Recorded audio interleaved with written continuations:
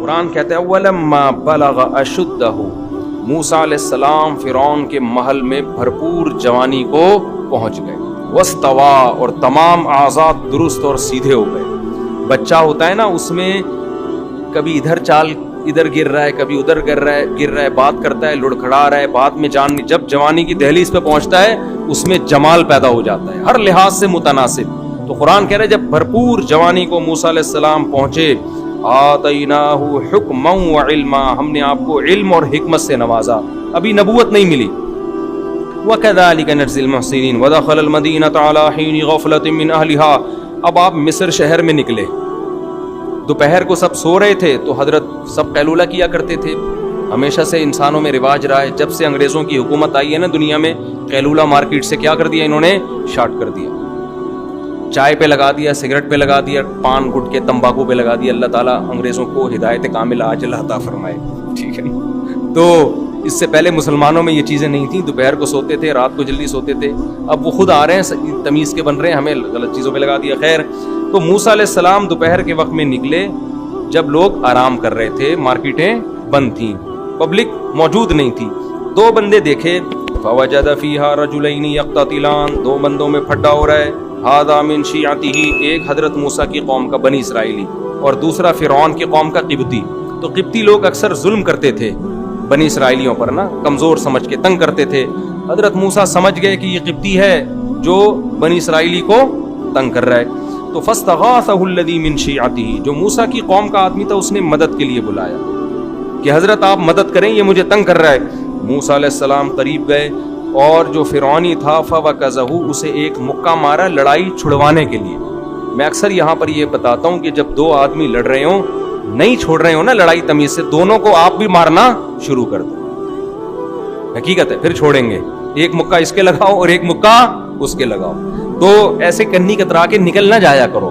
لڑائی ہو رہی ہوتی ہے اور لوگ کہتے ہیں ان کا آپس کا مسئلہ ہے. بھائی منہ ٹوٹ جائے گا، ٹانگ وانگ ٹوٹ جائے گی. ابھی ہم نے کچھ دن پہلے دیکھا ایک بائک سے ٹکرائی ہے، دونوں لڑ رہے تھے، اس نے اٹھا کے زمین پہ مارا ہے اس کو. میں کہیں واکنگ کے لیے جا رہا تھا، ہم لوگ گئے، ہم نے بعض لوگوں نے کہا چھوڑو، میں نے کہا نہیں چھوڑو یار، یہ مار دے گا اس کو، تو لڑ رہے ہیں، کوئی چھڑوانے والا ہونا چاہیے. خیر اللہ کا شکر ہے چھوڑ دیا انہوں نے ایک دوسرے کو. ایک آدمی حاوی آ گیا تو سڑک پہ گھسیٹ رہا ہے، مارے چلے جا رہا ہے. خیر تو موسیٰ علیہ السلام نے مکہ رکھ کے لگایا کس کے، قبطی کے، لڑائی چھڑوانے کی نیت سے. فقضى علیہ، اور اس کا انا للہ ہو، کیونکہ جوان تھے، طاقتور تھے، پیغمبر کمزور نہیں ہوتے.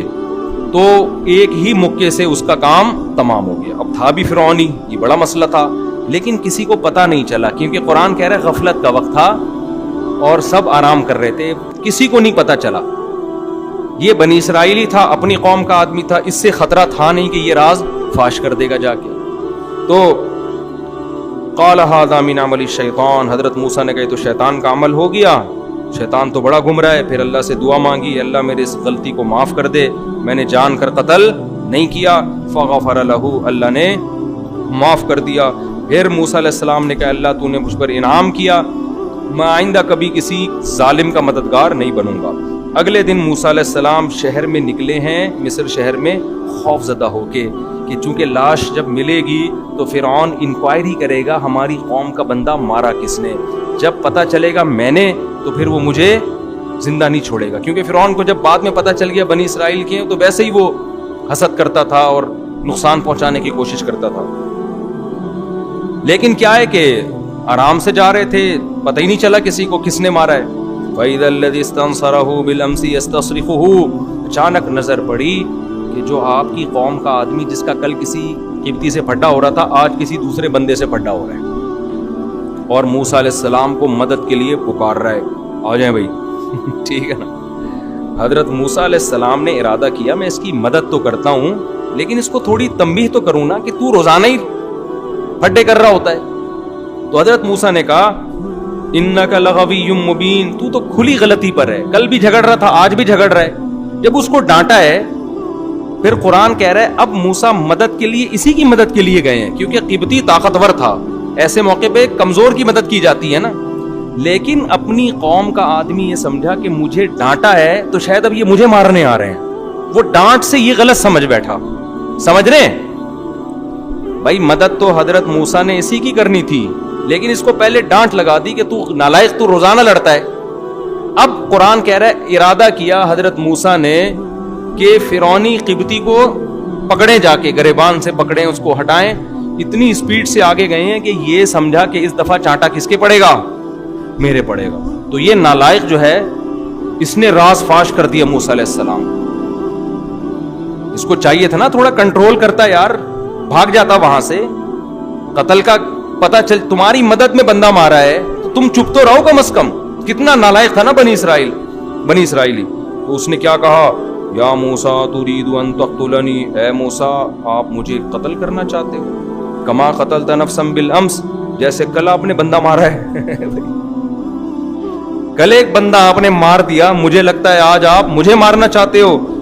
وما ان ترید الا ان تکون جبارا فی الارض، آپ زمین میں اپنا روب دبدبہ قائم کرنا چاہتے ہو۔ وما ترید ان تکون من المصلحین، اصلاح نہیں چاہتے، آپ کو میں مدد کے لیے بلا رہا ہوں تو چھڑوا کے چلے جاؤ، آپ بندے ہی مارنا آپ نے شروع کر دیے، تو آپ کی نیت اصلاح کی نہیں ہے۔ اب بات ایک دم لیک آؤٹ ہو گئی نا، جب شور مچایا اس نے، اس کو پتا چل گیا اچھا بھائی کل بندہ انہوں نے مارا تھا۔ فرعون تک بات پہنچی، فرعون کے درباریوں میں مشورہ ہوا کہ بہترین موقع ہے موسیٰ کو قتل کرنے کا، کیونکہ تو ویسے ہی پریشان تھے نا کہ یہ بات میں ثابت ہو گیا تھا بنی اسرائیل کے۔ اب بہترین موقع ہے، ہر جگہ اچھے لوگ بھی ہوتے ہیں۔ فرعون ہی کے دربار میں ایک شخص تھا جس کی ہمدردیاں کس کے ساتھ تھیں؟ موسیٰ علیہ السلام۔ جیسے فرعون کی بیوی کی ہمدردیاں کس کے ساتھ تھیں؟ حضرت موسیٰ۔ وہ دیکھ رہی تھی نا کہ کتنا صالح نوجوان ہے یہ۔ جو نیک اور پرہیزگار لوگ ہوتے ہیں وہ لوگوں کے دلوں میں گھر بنا لیتے ہیں۔ تو فرعون ہی کے محل میں حضرت موسیٰ کے بہت سے حامی پیدا ہو گئے تھے۔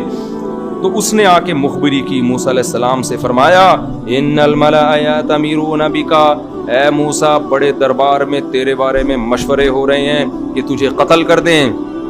فاخرج، مصر سے تو نکل جا، انی لک من الناصحین، میں تیرا خیر خواہ ہوں، آپ نکل جاؤ ورنہ یہ آپ کو زندہ نہیں چھوڑیں گے۔ موسیٰ علیہ السلام نے یہ نہیں کہا موت زندگی کس کے ہاتھ میں ہے۔ جو ہمارے دیندار لوگ نا اکثر فضول قسم کی بے موقع تقدیر کا حوالہ دینا شروع کر دیں۔ زندگی موت کس کے ہاتھ میں ہے؟ اللہ کے ہاتھ۔ کس کے ہاتھ میں ہے؟ اللہ۔ میں کہیں نہیں جاؤں گا، میں کسی سے ڈرتا مرتا بول لو نا نہیں ہوں، میں کوئی ڈرتا مرتا تھوڑی ہوں۔ جو رات قبر میں لکھی ہے وہ قبر میں ہے۔ یہ باتیں بالکل ٹھیک ہیں، جو رات قبر میں لکھی ہے وہ آئے گی، لیکن آپ کو کیا پتا کون سی رات لکھی ہوئی ہے؟ ٹھیک ہے نا، آپ کو تھوڑی پتا ہے، آپ تو بچنے کی کوشش کرو۔ حضرت موسیٰ کو اندازہ ہو گیا بھائی یہ مجھے قتل کر دیں گے، تو جان بچانا بھی فرض ہے، جان بچانے کی تدبیریں اختیار کرنا بھی فرض ہے۔ قرآن کہتا ہے فخرج منہا، اب حضرت موسیٰ نے تو مصر کے علاوہ دنیا دیکھی نہیں تھی، کہاں جائیں بھائی؟ تو مدین جانے کا ارادہ کیا، کیونکہ سنا تھا کہ مدین کی حکومت اچھی ہے، بادشاہ اچھا ہے۔ تو ارادہ آپ نے کیا کیا؟ مصر سے کہاں چلا جاؤں؟ مدین۔ اب پیدل نکل گئے۔ فخرج منہا خائفا یترقب، خوف کی حالت میں اور لوگوں سے چھپتے چھپتے مصر سے نکل گئے، اس خوف سے کہ کوئی مجھے دیکھ نہ لے۔ تو خوف بھی ہو سکتا ہے پیغمبروں کے دل میں، یہ سب چیزیں نیچرل ہیں۔ اگر آپ کے کوئی قتل کی کوشش کر رہا ہے اور آپ کی ٹانگیں کانپنا شروع کر دیں تو یہ اس کی علامت نہیں ہے کہ آپ بے دین ہیں، یہ نیچرل ہے۔ سمجھ رہے ہو یہ کیا ہے؟ ایک دفعہ میں نے یوٹیوب پہ ویڈیو دیکھی، زلزلہ آیا ہے، سب لوگ ڈر سے بھاگ رہے ہیں، امام صاحب کھڑے ہوئے ہیں، زبردست۔ پتہ نہیں اندر سے کانپیں کتنی ٹانگ رہی ہوں گی ان کی، واللہ عالم۔ کسی نے کہا دیکھو امام صاحب کا ایمان دیکھو، میں نے کہا ایمان نہیں ہے، پاگل آدمی ہے، اللہ معاف فرمائے، اسے کہنا نہیں چاہیے امام کو، چھت وت گرے گی، زمین میں پھٹ پھٹا جائے گی۔ تو جب زمین ہلے، تراویح ہو رہی ہو، تہجد ہو رہی ہو، فوراً کیا کرو؟ بولو بھاگ لو۔ تو یہ کوئی ایمان کی علامت نہیں ہے، زندگی بچاؤ۔ حدیث میں آتا ہے نماز کے دوران سانپ نکل آئے نا، سانپ کو مار دو جا کے۔ یہ نہیں کہ خشوع و خضوع سے میں چونکہ نماز پڑھ رہا ہوں، میں اللہ کے دربار میں ہوں، میں سانپ سے نہیں ڈرتا۔ تو نماز پڑھ رہا ہے یہ تجھے پتا ہے، اللہ کو پتا ہے، سانپ کو نہیں پتا، وہ اپنا کام کرے گا۔ تو اس لیے قرآن کہتا ہے کہ موسیٰ علیہ السلام خوف زدہ بھی تھے کہ کہیں کوئی دیکھ نہ لے، یترقبن، دیکھتے بھی پھر رہے تھے، چھپتے بھی پھر رہے تھے، اور اسی حال میں آپ نے مصر کو چھوڑ دیا۔ قال ربی نجینی، اور اللہ سے دعا مانگی، اے اللہ ان ظالموں سے مجھے نجات دے دے۔ ظالم کیوں؟ اس لیے کہ قتل خطا میں قتل کی سزا نہیں ہے. کچھ غلطی سے بندہ مار دے تو آپ جا رہے ہو گاڑی میں، اچانک کوئی سامنے آ گیا مر گیا، یہ تھوڑی کہ آپ کو پھانسی کے پھندے پہ لٹکا دو، یہ تو ظلم ہے نا، یہ تو خالصتاً ظلم ہے. ولما توجہ تلقاء مدین، پھر مدین کی طرف رخ کیا اور کہا عسى ربی ان یہدینی سواء السبیل، مجھے اپنے رب سے امید ہے وہ مجھے سیدھا راستہ دکھا دے گا. راستہ مجھے معلوم نہیں ہے لیکن اور کوئی آپشن نہیں ہے، چلو بس مصر مدین کی طرف رخ کر کے نکلتے ہیں. اللہ